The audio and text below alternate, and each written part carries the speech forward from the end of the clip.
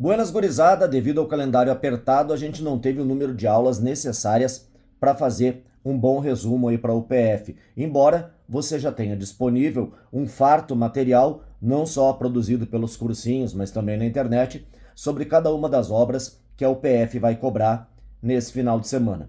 Então, deixa eu dar uns toquezinhos para você ir tranquilo fazer essa prova em literatura. Olha só, Quincas Borba de Machado de Assis, obra do realismo. Machado de Assis teve duas fases, uma romântica de amadurecimento e outra realista madura. A obra que inicia a fase madura realista, claro, Memórias Póstumas de Brás Cubas. O Quincas Borba já aparece nesse primeiro momento. E depois ele ganha um livro só para ele. Mas cuidado, que o Quincas não é o narrador dessa história. Quem narra essa história é o Rubião, o professor, o amigo do Quincas Borba, que acaba herdando sua fortuna, e o cachorro chamado Quincas. Teoria do humanitismo. Dá uma confirmada nisso. Ao vencedor, as batatas. É um romance realista. Na sequência, A Hora da Estrela, de Clarice Lispector. A partir daqui, todas as obras já são do pós-modernismo, da literatura contemporânea. A Hora da Estrela também é um romance, mas um romance que você não nota a divisão clara entre capítulos. Por quê? Porque ela deixou uma linha em branco entre cada uma das 13 cenas que compõem essa obra. E você sabe, no início estão lá os 13 títulos possíveis da obra. Muitos dizem então que é uma novela, mas não, ela se encaixa no gênero romance. E a Macabeia, personagem principal, lembrem-se, uma nordestina, uma lagoana que sai do interior para a capital, da capital do estado para a capital do Brasil, que era o Rio de Janeiro na mesma época. E aí essa querida convive num trabalho em que ela é explorada, que ela é de uma inocência pisada, de uma inocência humilhada, e ela nunca consegue brilhar. Ela é vista como um capim. E ela termina morrendo, né? Na visão que a cartomante disse para ela que tudo ia ser ótimo, acaba não acontecendo isso.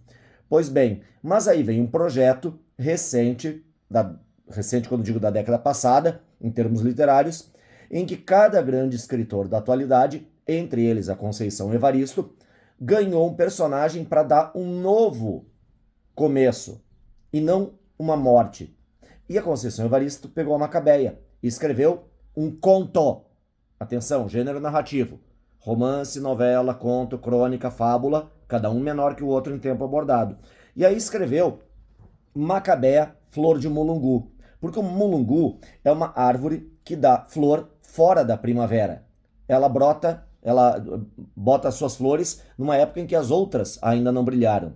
E ao contrário da Macabeia da Clarice Lispector, que não tem qualidade nenhuma, a da Conceição Evaristo, ela tem 3 boas qualidades. Ela é cerzideira, ela costura, ela amontoa, ela une de novo o que está separado. Ela também faz garrafadas e preparados. O que é isso? Ela também faz medicamentos para ajudar a saúde das pessoas. E por fim, suas mãos também trazem crianças ao mundo. Pois na visão da Conceição Evaristo, essa Macabeia tem muitas qualidades. Então ela também é uma boa parideira. Notou a diferença? Capim sem qualidade, flor que desabrocha, diferente do tempo das outras, sem nenhuma qualidade, com muitas qualidades. Pois é. Vamos adiante. O Avesso da Pele, de Jefferson Tenório. Essa obra aqui, assim como Camilo Mortágua, de Josué Guimarães, que é a próxima, ambas são ambientadas em Porto Alegre. A do Jefferson Tenório, O Avesso da Pele, fala de um rapaz negro que tem o pai negro, professor, com 52 anos na cara, e conta toda a história do pai. E ele faz uma narrativa bem interessante, em que você no início não entende. Ele diz, então, pai, você chegou em casa e viu tal coisa, e você pensou. Ele parece que consegue entender toda a história do pai. E esse pai sempre sofreu, sempre foi perseguido pela polícia, porque na visão que ele mostra que a sociedade tem com os negros, o negro é sempre um explorado, o negro é sempre humilhado, o negro é sempre visto como um suspeito, mesmo que você seja um professor, de noite, com uma pasta andando na rua de fones de ouvido e não pare para a polícia. E porque você não parou, então você é um suspeito, então a polícia atira. E atira várias vezes e te mata. E nessa obra, ele também cita no início e no final, que acabam se unindo, que ele está no quarto do pai, que já morava sozinho, já estava separado da mãe dele, e ele vê um vaso com uma pedra, que são artefatos de respeito à religiosidade de matriz africana. Aí eu caio para o Camilo Mortágua, que é uma obra que mostra uma família, romance também, né? Todas romances aqui que eu estou citando, uma família que tem posses, que tem terras lá na fronteira, e nas décadas passadas, lá do auge da nossa agropecuária, eles vêm para a capital. Mas vindo para a capital, eles acabam tendo uma mansão, eles acabam tendo toda uma história de fama, de dinheiro, mas vão dilapidando esse patrimônio em tragédias, em aventuras financeiras. E o Camilo é um cara que ele vai mostrando a sua derrocada numa análise psicológica de tempo. Lembra que o tempo tem psicológico e cronológico? E o tempo psicológico se sobrepõe, porque a obra toda, na verdade, é contada em 5 dias. Do dia 1º ao dia 5 de abril de 1964, que é o tempo do golpe militar. Golpe, ok? Não é revolução, ok? Golpe militar. Início da ditadura. É assim que tu tem que pensar. Ok. E aí, o passado dele vai aparecendo através de 3 sessões de cinema que o Camilo Mortágua vai assistir. Ele sempre entra para assistir um filme da Cleópatra. Mas o que passa em cada uma das 3 noites que ele vai ao cinema é a história da vida dele, tá? E no final, o personagem morre na cena e ele sente o tiro. Então, a história e ele se encontram. É uma obra que fode o teu psicológico, beleza?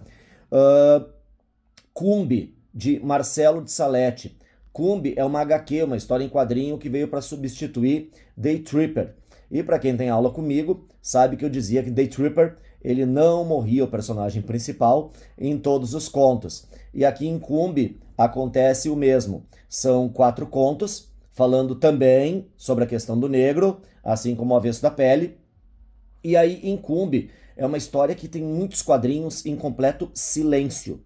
Por quê? Porque ele explora a linguagem visual, ele explora o sentir que você percebe ao olhar para a dor daqueles quadros.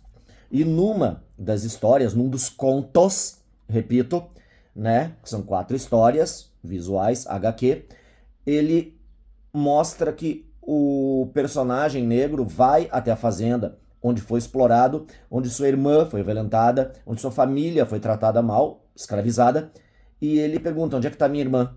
A irmã dele tinha sido estuprada, morta, enterrada, e ele parece que mata o dono da fazenda, mas não mata. Ele deixa o dono da fazenda vivo para ver sua fazenda pegando fogo, beleza? Pega essa visão. Aí eu vou para a última, Visão Noturna, de Tobias Carvalho. Cara, aqui pega um pouco de vanguardas europeias, embora seja uma obra contemporânea. São sonhos que ele tem e ele conta essas histórias dentro dos sonhos. Então tem uma hora que você não sabe mais o que é sonho, o que é realidade. Ele encontra uma menina dentro dessa história, ele encontra uma mulher dentro dessa história, uma mulher com sua filha. Então, ele, na verdade, está tratando, não importa se é realidade, é do que passa aqui dentro a partir da realidade que tu vive. E se eu estou misturando realidade, interpretação e sonhos, tu já está pensando, bah, Freud vai procurar uma psicanálise, vai procurar um psicólogo, um psiquiatra? Sim. Então eu tenho áreas aqui do que de vanguarda europeia? Surrealismo. Já que eu falei em surrealismo, deixa eu falar mais um pouco das vanguardas. Surrealismo, imagem além do sonho. Expressionismo, exagero da pintura. Futurismo, o barulho das máquinas, as engrenagens, a cidade. Lembra que ele surgiu lá no início do século passado, o futurismo, quando estava surgindo energia elétrica, carro a combustão, cinema, fotografia, cubismo, Pablo Picasso. A possibilidade de você ver através de formas geométricas outras interpretações. E claro, o dadaísmo, que a palavra dadá não significa nada. Eles eram tão vanguardas, mas tão vanguardas, que eles não significavam nada. E todas essas 5 vanguardas surgem quando?